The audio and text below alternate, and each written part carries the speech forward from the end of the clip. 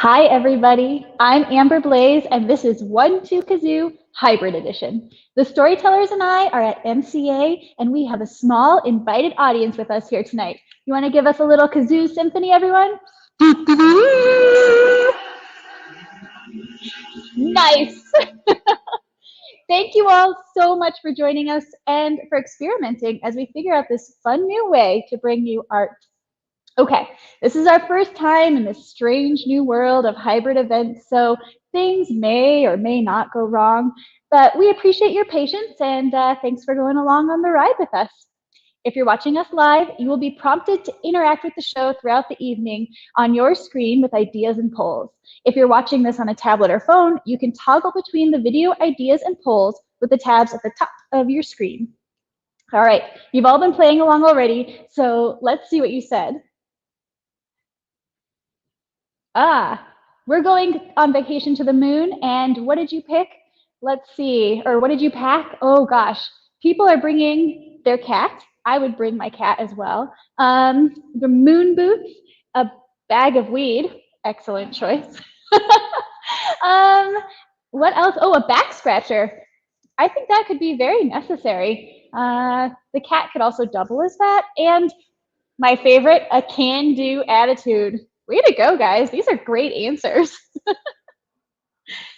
So, what the heck is Two Kazoo? Two Kazoo is a storytelling game show that uses wacky shenanigans to prompt our storytellers to share a tale with you. Today, we have 3 fantastic storytellers that will go head to head, and you get to choose the winners. So, you as viewers will periodically be given a chance to vote. Don't hold back. You get to decide how the evening goes. And what do the storytellers win? This year, they win the coveted Golden Kazoo. Ooh, This amazing piece of art was created by local artist Tom Virani. And should we dive right in? I think so. Tonight, our storytellers are Kathryn Avedon,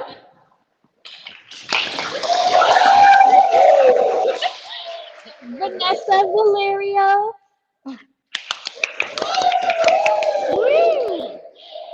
and Brenton Weyi. He'll be here in just a bit, I promise, but this photo is very flattering. All right, are you ready to get started? Let's go. Okay, here behind me, I have 3 boxes with pictures on them. Each box contains a different shenanigan that the storytellers will have to do, and they can use that to prompt their story. So, as I'm introducing our first storyteller, you have a chance to vote on what you want our first storyteller to do. Are you ready? Vote now. All right, our first storyteller is Kathryn Avedon. Kath isn't your average 20-something gal. She's your go-to pizza party queen, your hype woman, your dance partner, and maybe even the love of your life. She dabbles in many things, but taking the stage to tell tales of her all-over-the-place life is one of her favorite pastimes. She'll leave you wondering if that actually happened, and trust her, it really actually did. Hi, Kath. Are you ready for your shenanigan? I'm so ready. Okay, let's see what the audience chose. Oh, here comes the audience poll. Oh, they chose balls. Balls! Here it comes. Okay, Kath. This box is all about keeping things in the air. Can you juggle the balls in the box? Show us your mad skills. Oh God, I don't really deal with balls often, if you know what I mean. But I'll give it a shot. I'll give it a shot tonight. Here she goes. All right. Oh, look at that. Oh, she's shaking things up. I like it. Whoa. Oh. So she's really good at keeping multiple things in the air. I think. Oh, I almost had it. Wow. Do we need more? Do we need less? Oh, the audience wants just a little more. We'll get one more trick in here. Okay. Whoa. Oh.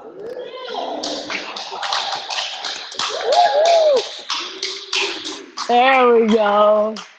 You gotta end on a high note, Perfect. you know? Thank you so much, Kath.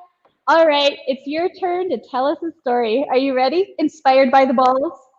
You know, I don't have, again, a lot of stories inspired by balls per se, but we can keep it that way.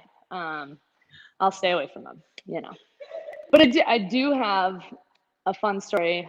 It's a travel story, so, you know, maybe it's a lot about juggling a lot of different plans or a lack thereof.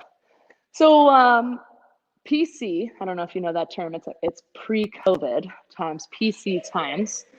I took a solo trip to California. And I've taken solo trips in the past, but something about this one felt really different. I was going through a really big transition in my life. I was kind of living for the first time with limited responsibility.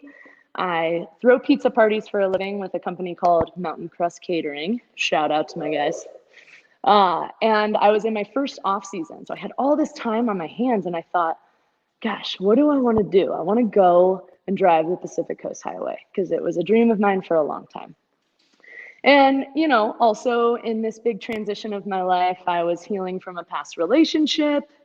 I was, you know, working through this new sense of freedom with, you know, a new sense of responsibility in my life, the small things. The bigger picture was I just wanted to have a damn good time. And so I rented this van, and the van's name was Cream. And the van was painted all these wild, crazy, bright colors. Kind of felt like a little bit of a clown car while I was driving up Highway 1. It was awesome, though. And I made some stops along the way. Santa Barbara, classic. Big Sur, classic.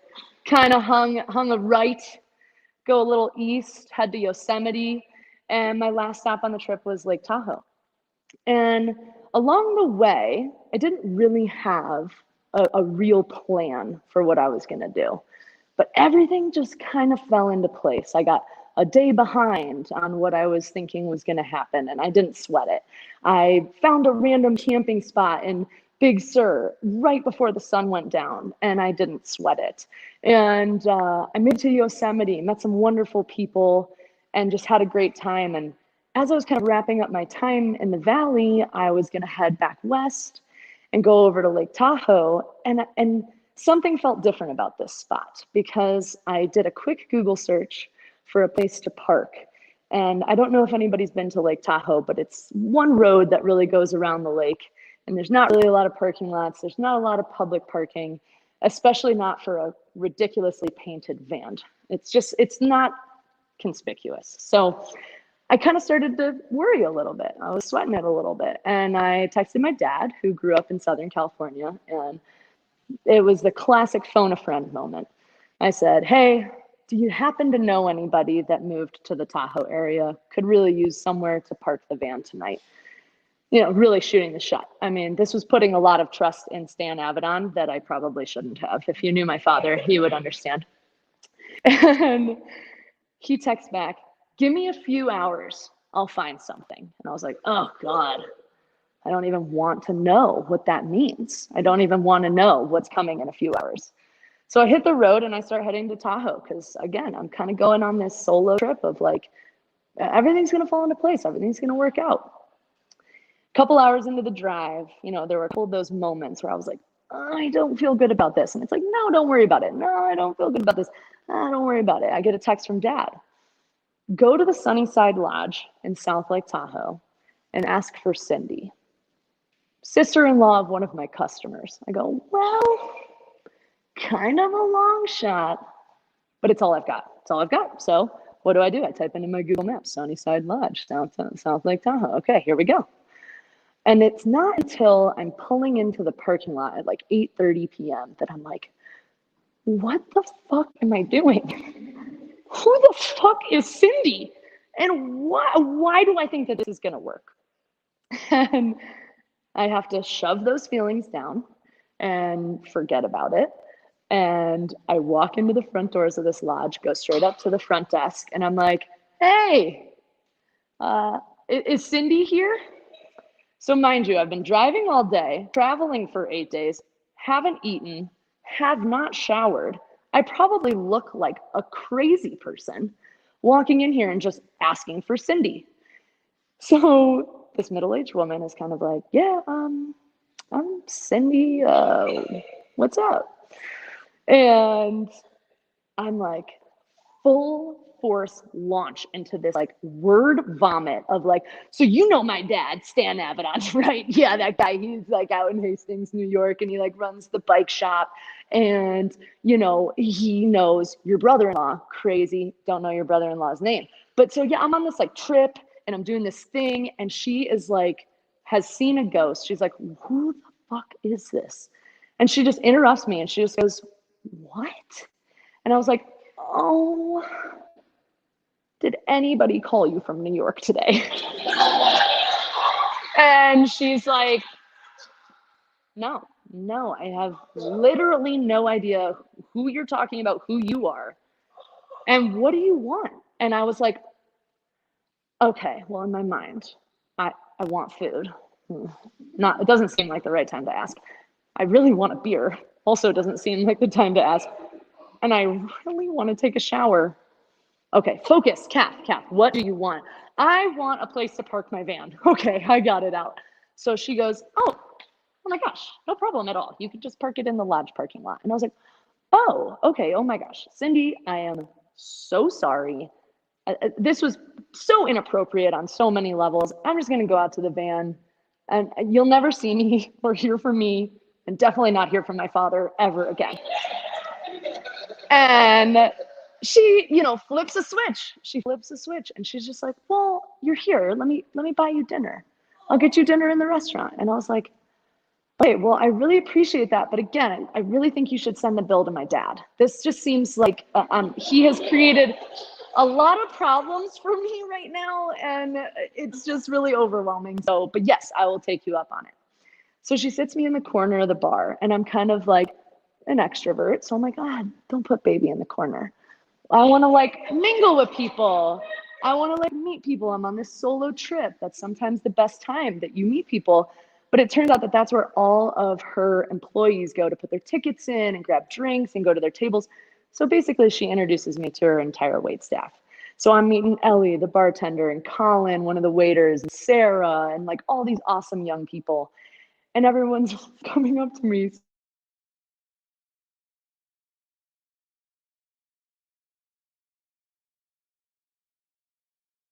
In the slightest at all. How do you guys know Cindy? That's so crazy.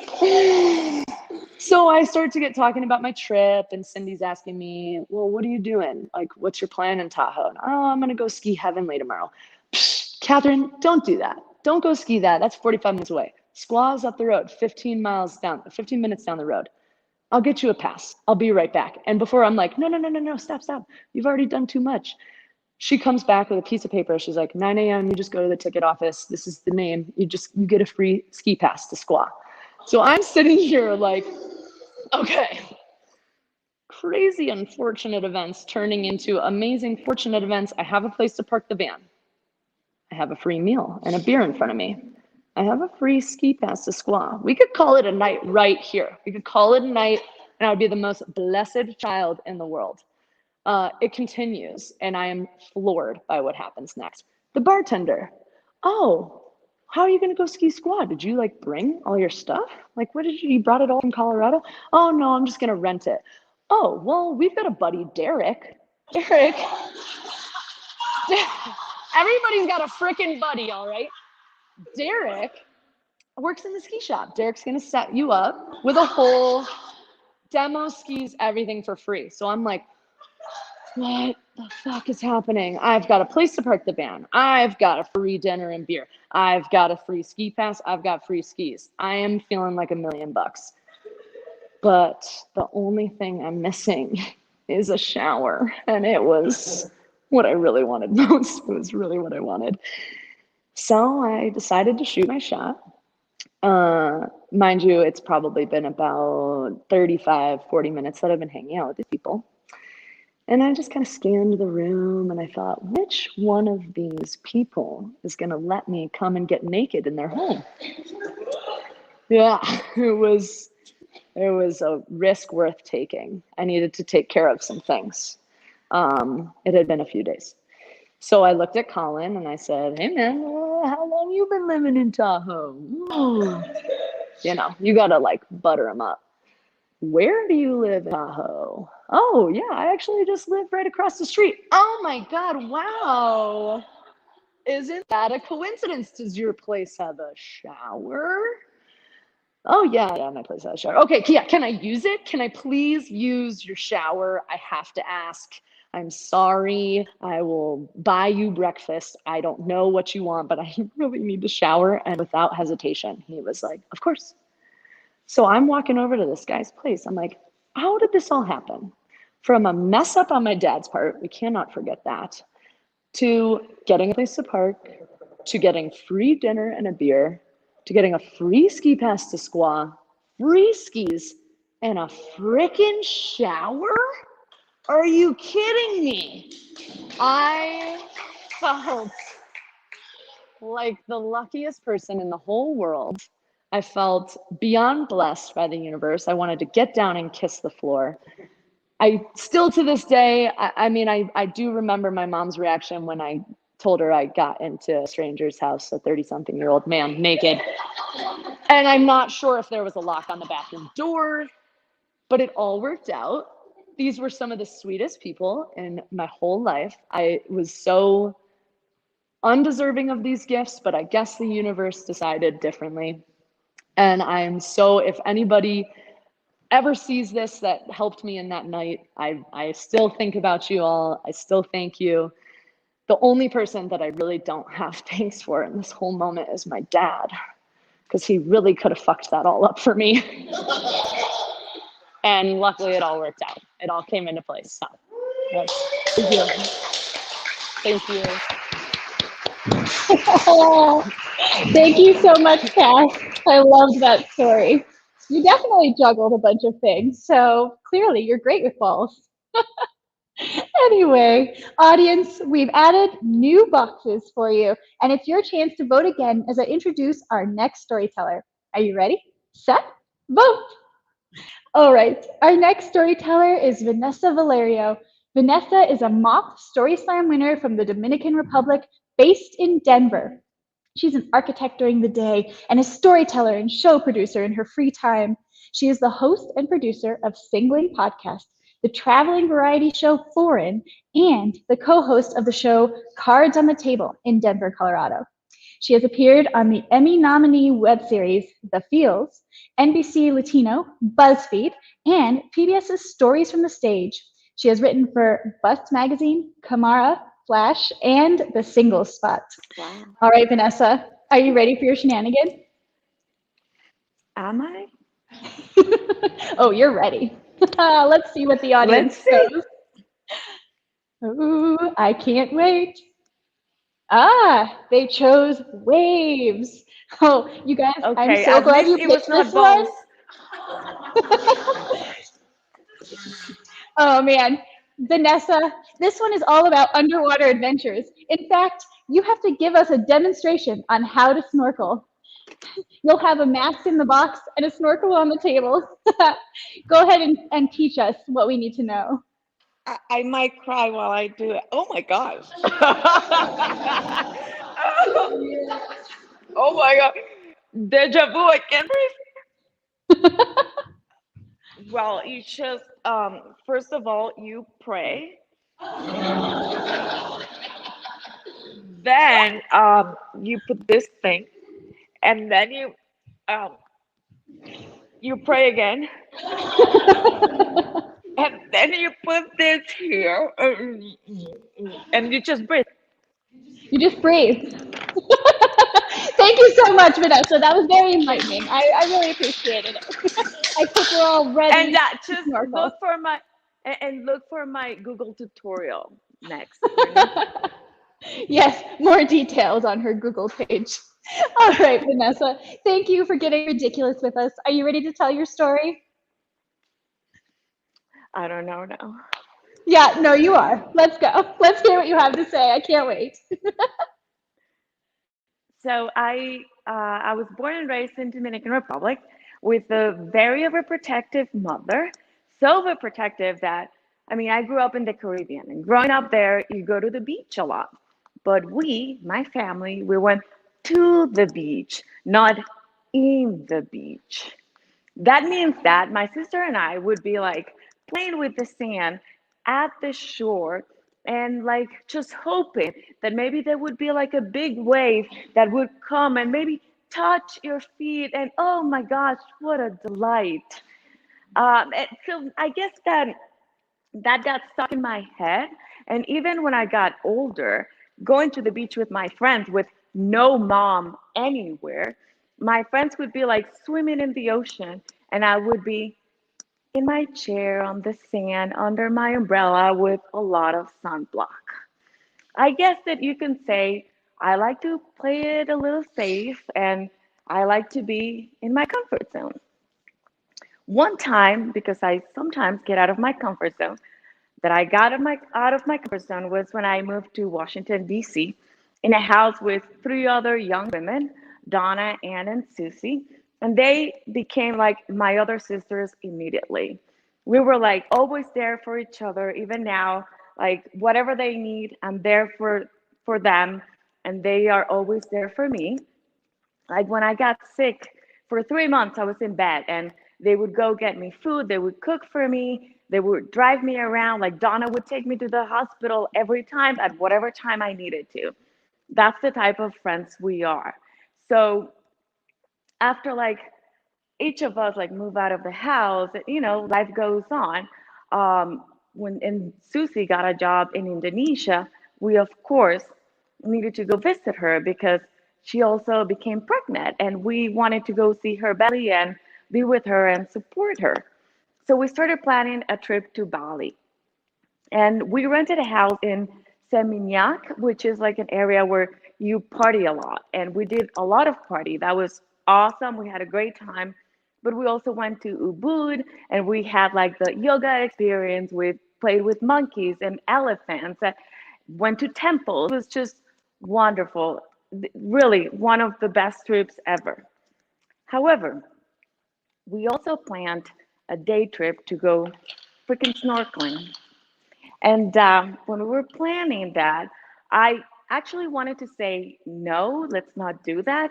Not because I didn't want to do it, but because I was terrified and also a bit embarrassed to tell my friends that, yeah, I grew up in the Caribbean, but I have never been snorkeling and I had never actually swum in the ocean. So I decided not to tell them, and I just Googled snorkeling. And when you do that, if you want, go ahead and do it. You're gonna get like beautiful photos and videos of people watching beautiful fish, and you could see. I saw this with my eyes that it was very shallow, and I'm like, oh, if you get tired, you just stop and walk normal, right? So I'm like, I'm in. It's fine. I'm gonna do it. So the day of the snorkeling trip, we drive like an hour away. We get to this marina. We're getting into the little boat, and it's the two guides, the four of us, Susie and Donna and I, and this random Australian guy that is there for diving. And I'm thinking, he's on the wrong boat.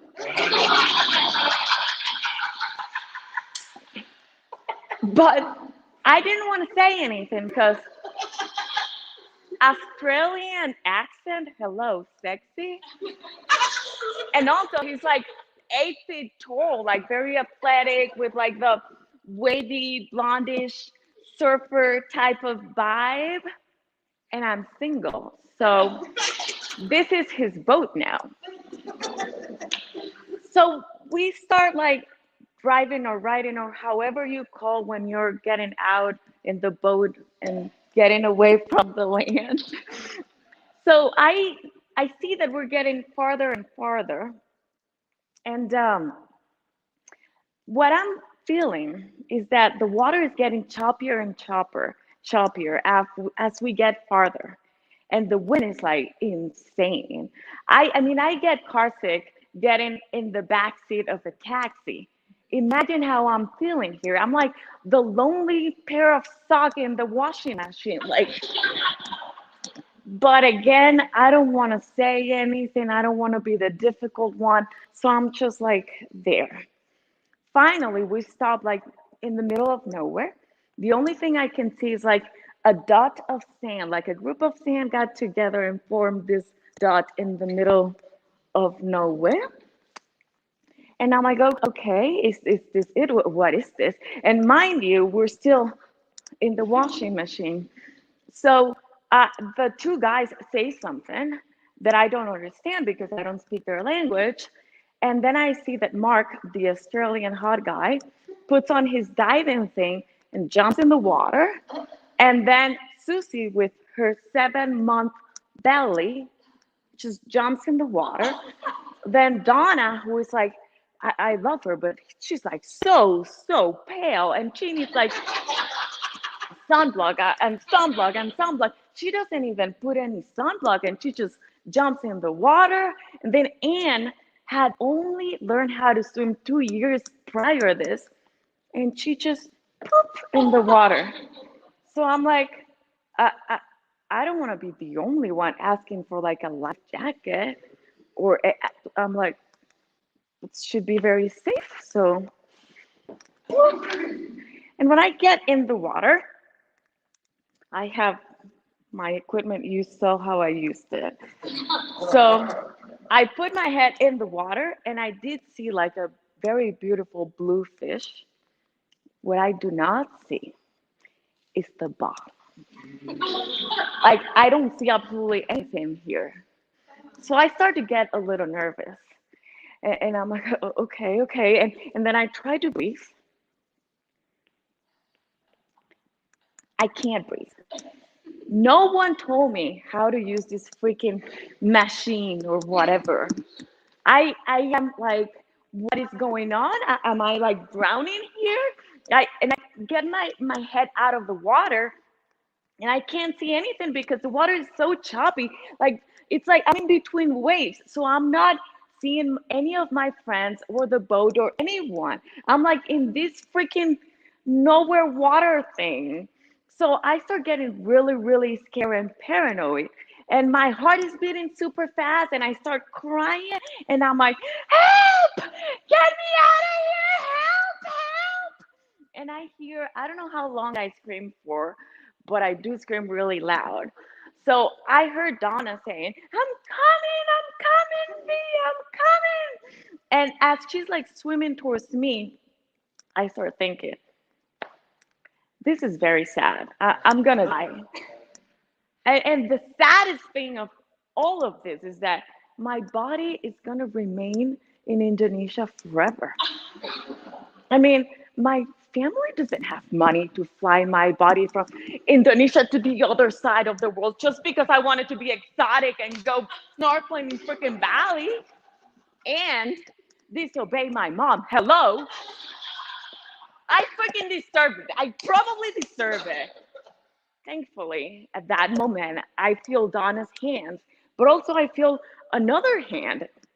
It was not Donna, it was like some good Samaritan from another boat that jumped in the water to save me. So like Donna and this good Samaritan are like basically swimming me to that little dot of sand in the middle of nowhere. And when we get there, I'm like shaking, and I feel Donna only like touching me. It's okay, V, it's okay. And I'm like, I'm not going inside. I want to go. I don't want to go. And Donna's like, it's okay. You don't need to go. You don't need to go. And we stayed there for a little bit. And then the boat came and we get in the boat and the two guys apologized because the water was very choppy. They should have never let us there. They're like, let me make it up. Let's go to another area, which is calmer. You're going to enjoy it. And I want to say, no freaking way. but I don't want to be that difficult person. So I'm like, okay, I don't want to be the party pooper. Okay, I'll go. And when we get there, it is true. It's really nice. It's very calm. You could actually see fish from the boat. It was very, very nice. And I'm like, maybe this is one of those moments that I have to get out of my comfort zone and try it again. But I really need like a safety net or something. So I, of course, put my life jacket on, and I asked for a rope. They had a rope, and we tied it in my waist. And I get in the water with the rope, and I saw beautiful fish, and it was actually a very nice, lovely experience. And it ended up being like one of the greatest days. And eventually, we came back to the United States, and everything is fine. And a year goes by, and I get an email from Donna with a link of a Dropbox folder saying, check this out. And I text her like, is this you? Is this a scam? What is this? Oh yeah, it's me.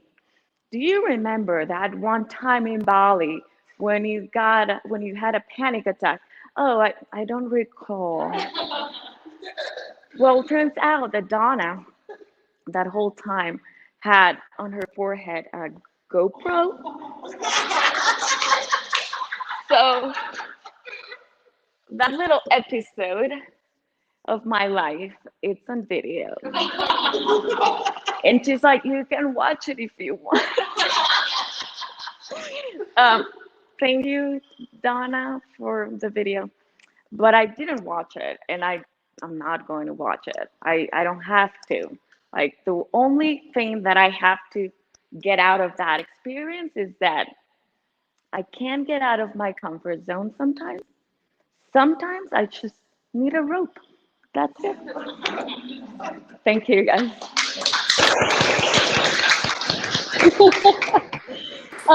Thank you so much, Vanessa. And thank you for the snorkeling lesson. It was very appropriate. All right, friends, don't forget, you all at home will be able to vote on your favorite storyteller. And that storyteller will get to take home the coveted Golden Kazoo. Ooh, ah. All right, audience, I've added some new boxes, and it's your turn to vote for the final storyteller of the evening and the shenanigan that he'll complete. Are you ready? Vote now. Our next storyteller is Brenton Weyi. Brenton explores the human experience through the power of words and performance. He is a lecturer, essayist, an award-winning poet, and a polymath. He has traveled to over 55 countries, engaging communities in the beauty and potency of their untold stories. He has been featured in the LA Times, Huffington Post, and many other sources. Hi, Brenton. Are you ready for your shenanigans? I think so. All right, let's see what the audience chose. No whammies, no whammies, no whammies, no whammies. Oh, they chose pineapple. All right. Okay, this box is called Freestyling Away. Earlier in the show, we asked everyone to give us their responses to the question, and now you get to take some of those words from the resulting word cloud and create a freestyle poem or rap while wearing one of the sweet hats under the table. Oh, under the table. That's right. And our handy assistant, Mike, will hold up some of the words from the word cloud so that you have them. Cool. Oh, yes. There's no wrong choice in hats. Oh, yeah. I'm so happy you chose that one. Oh, please. Yes. I love that hat. All right. Hold on. Will someone hand me my phone back there? I'm seeing a little bit of some tunage right now. I like this. And just so you all know, this is on the spot. I actually was not here when these words were given. So this is very literally my first time seeing them. Okay, so. I'm really excited about this. I can't even tell you. There's some great words. I mean, okay. a kite, a bikini. I would bring a pipe to the moon. I don't have a good enough signal. Oh no. I mean, I don't have enough signal down here. It's all good. All right, backup plan. So I'm gonna have you all just snap your fingers alongside me.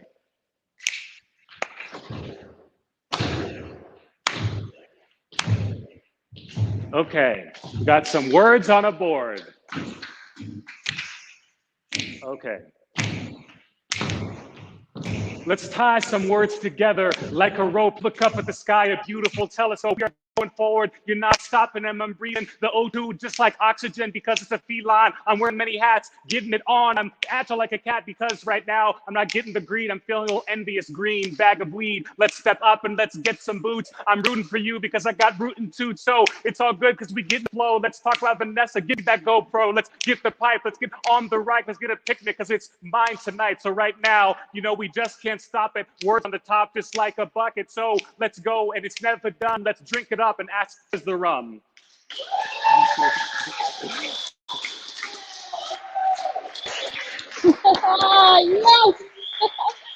Thank you so much, Brenton. And now that you've completed this wacky shenanigan, it's your turn to tell us a story. Are you ready? I am ready. Maybe I should have that hat on for inspiration. You know what? I'm gonna do it. Put on my hat.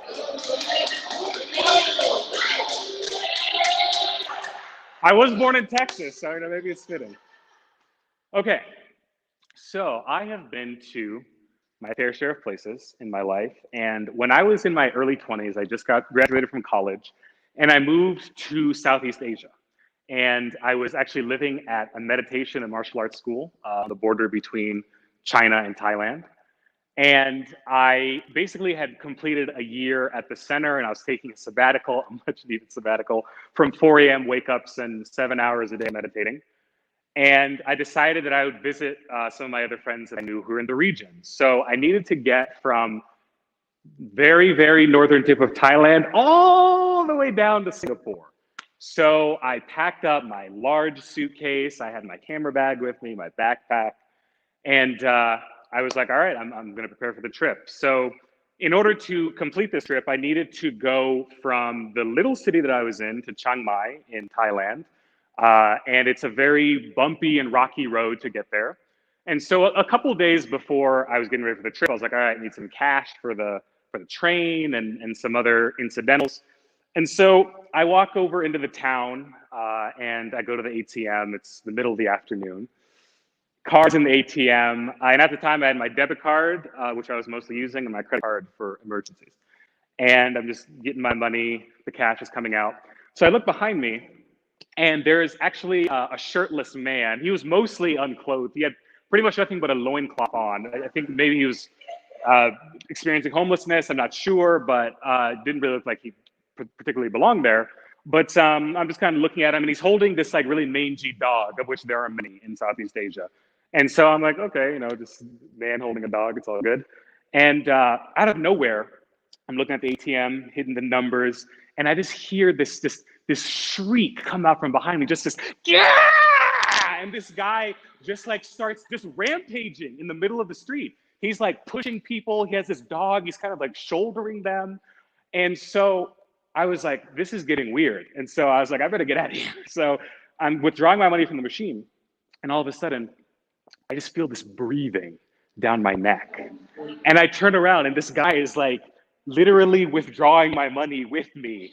And so I freaked the hell out and like I jumped back and like he starts like kind of like pushing me against the machine. And so I'm kind of like trying to struggle with him and like take my bag back. And so all of a sudden, all these like Thai police like descend upon him and they restrain him. And he's still just like screaming and going crazy. So I was like, man, I don't know what's up with this guy, but I got to get out of here. So I got out of there real quick and got up the next morning, got on this very, very long and bumpy van ride to go to Chiang Mai.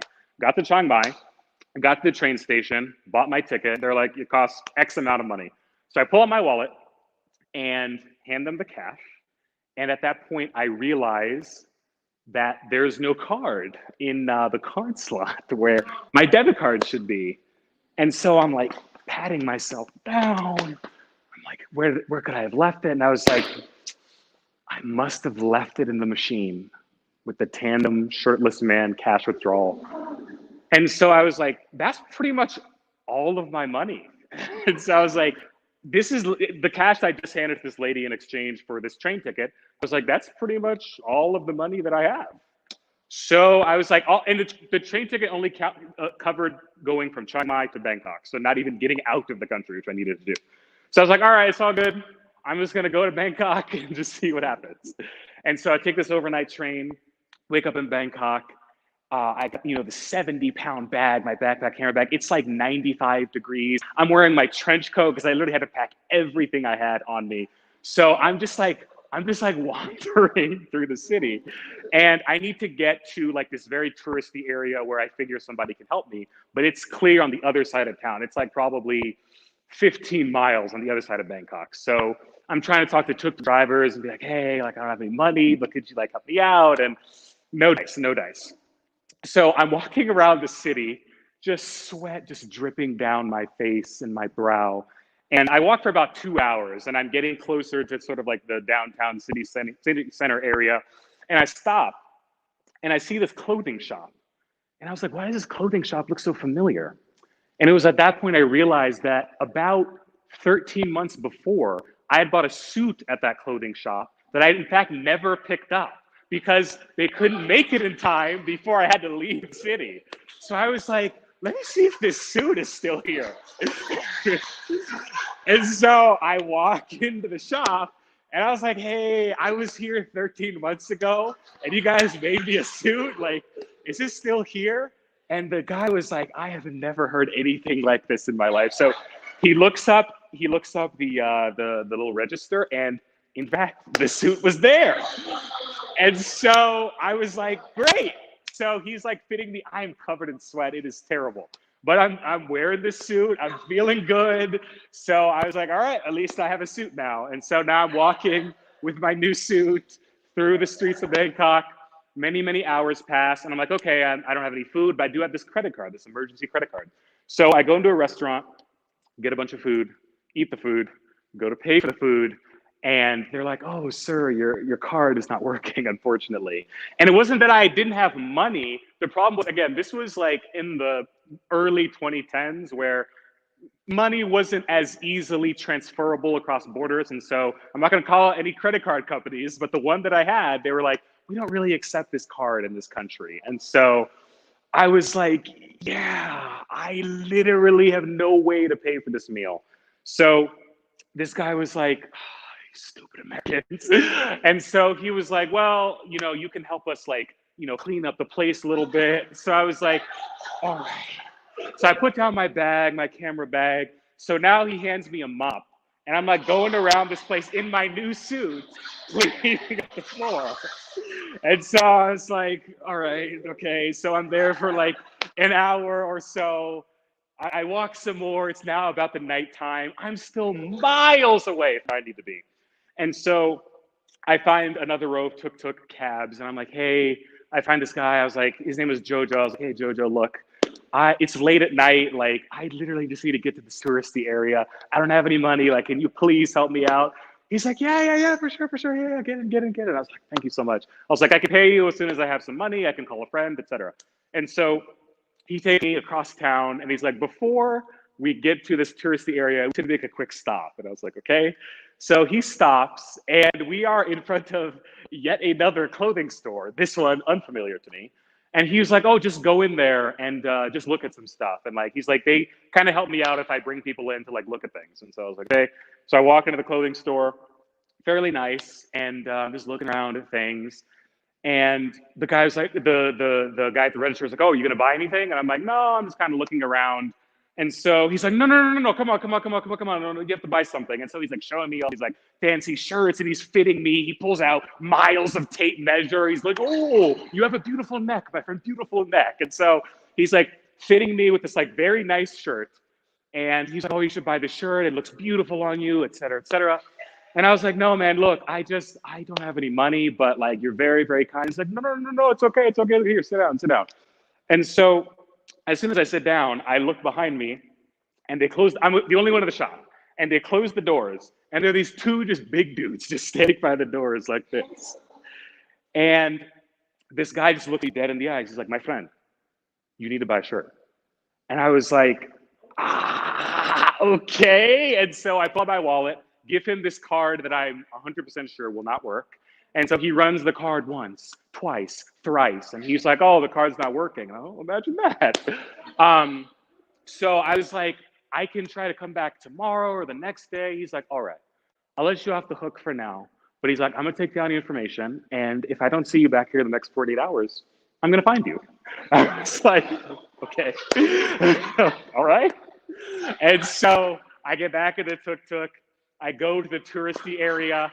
I find a very nice Frenchman. I sleep on his floor for the night. I wake up the next morning. And I don't know why, but I was like, I felt somehow obligated to go back to this place. I was like, I don't know, I was like kind of freaked out. And so I called a friend of mine in the US. He sends me just like a little emergency infusion of cash. And so I was like, all right, I'm gonna buy a ticket to the train station to get across the border, and I'm gonna see what's the deal with this clothing shop. So I go to the clothing shop. I talked to the guy. I was like, "Please don't hunt me down. I will buy the shirt if you give me like a discount on it." So he did. I bought the shirt. I still own the shirt to this day, and I still wear it. It's great. It's actually a very nice shirt. And so I take the tuk-tuk. We go to the train station, and the train was supposed to come. It was about 5 p.m. It was like 4:55, and we're like just racing through the city. I talked to the tuk-tuk driver. I was like, "Oh, are we gonna make it in time?" He's like, "Oh, don't worry, don't worry. Yes, yes, yes." And so we get to the train station, Walampong Station, and it's about 5:03. And he's like, "Oh, don't worry. Thai trains are always late, always late." So I run over to the train, and I'm sitting there on the platform, and I'm looking at my platform. There's no train. And there's a security guard standing there, and I'm like, "Hey, is the train coming?" And he's like, "Oh, train already left. It already left." He's like, "You're late." I was like, "Oh my God." And so I turn around, as I often have in this story, and I see a man just running toward the exit of the train station. And he has a very familiar large black bag behind him. And this man, in fact, has my bag and is currently running away. And so I talked to the security guard. I was like, "Are you going to do anything about this? Like, this guy has my bag." He's like, "Oh, I don't know." And so I'm like chasing after him. I was like, "Oh." So I'm like running. I get outside. I'm sweaty. And this guy, I was like, "Hey, man, give my bag. That's my bag." He's like, "Oh, come on, man. Come on. I was like, no, come on. It's my bag." And so he pulls out this massive Kawasaki motorcycle. And he's like, "Oh, come on, get on the motorcycle. Get on the motorcycle." And I was like, "I don't know who you are. What's going on?" He's like, "No, come on. So he starts putting my bag on the motorcycle, and he starts pulling out a helmet. I was like, "Oh, do you have a helmet for me?" He's like, yes, come on. So I get on the back of the motorcycle. He puts on a helmet, does not have a helmet for me. And so my massive bag is sitting here with my camera backpack. I'm sitting at like a 45-degree angle at the back of this motorcycle. And so he just starts flying through the cities of Bangkok. He's like weaving through like food stalls and markets, and then like down these like crazy back roads. Then he gets on the highway and he just starts flying 75, 80 miles an hour down the highway, just like weaving through traffic. And so as he's driving, they happen to be cleaning the highway overpasses that day. And so on these highway overpasses, as we're driving, I notice that there are just pools, floods of sewage water just cascading from these highway overpasses. And so we're going through, and I'm just getting drenched by this water. And so he's like, "Oh, come on, it's okay. We just keep going. And so we're going, I'm drenched, I'm upset, my back is hurting. And so we get to a new train station that I've never been to. And he's like, come on. So he grabs my bag. He's like pushing me. We get to the platform. We're the only ones there. He looks at the clock. He's like, 2 minutes early. And so 2 minutes later, the train comes, and I enter said train. We go on our way to Malaysia, which is the next stop on the trip. And as I'm on the train, I'm just like dirty, I'm sweaty, I'm exhausted.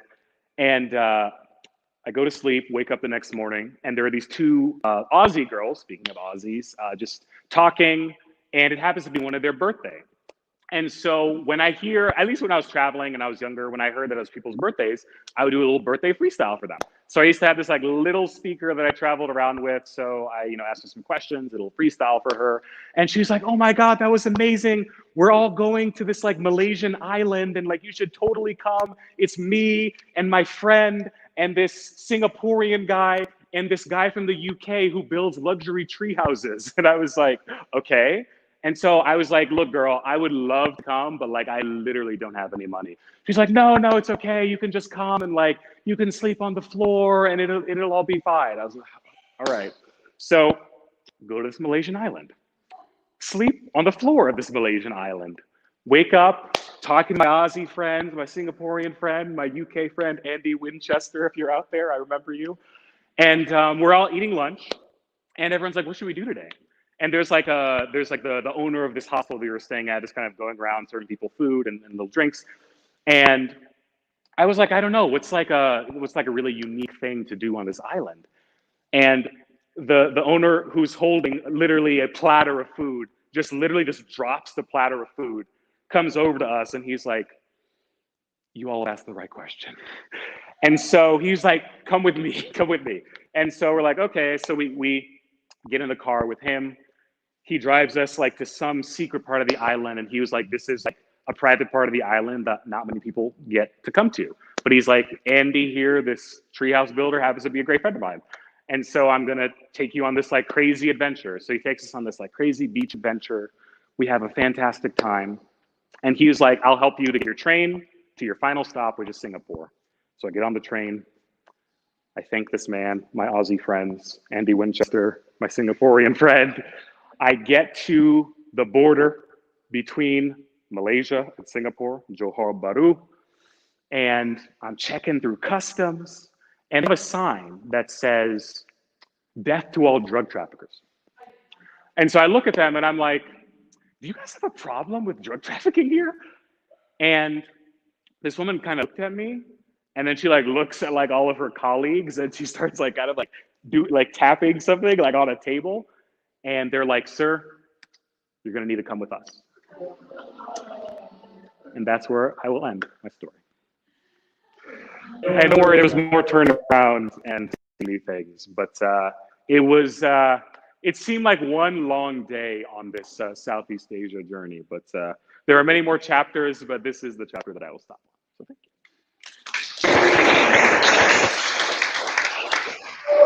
It looks like you're going to have to follow Brenton somewhere else if you want to hear the next chapter in his story. I can't wait. All right, friends. It is that time of the night where you get to vote for your favorite storyteller. Way to go, guys. You'll have your moment in a second. We're going to put up the poll so that you, our audience, can vote for the storyteller you think should win the coveted Golden Kazoo.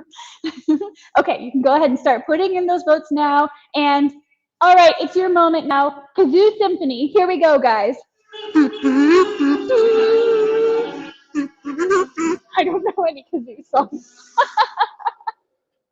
All right, the votes are coming in. You guys crushed it at the Kazoo Symphony. Way to go. Can we have all the storytellers come to the stage, please? All right, the votes have been tallied. Here come the storytellers. And our first place winner is Vanessa. Here comes the Golden Kazoo. Yes. Congratulations, Vanessa. You won. Oh. Thank you all so much for joining us. We hope you had a great time. Before you go, tell us what you thought of this event with the survey on your screen now. While you fill that out, MCA has 2 weekly events happening the next 6 weeks. MCA and DCPA's off-center popular summer series, Mixed Taste, returns in a hybrid format, kind of like this one, every Wednesday night. And MCA's summer concert series, B-Side Music Fridays, returns on the rooftop You can get tickets for both Mixed Taste and B-Side at mcadenver.org events. All right, thanks everyone, and have a great night.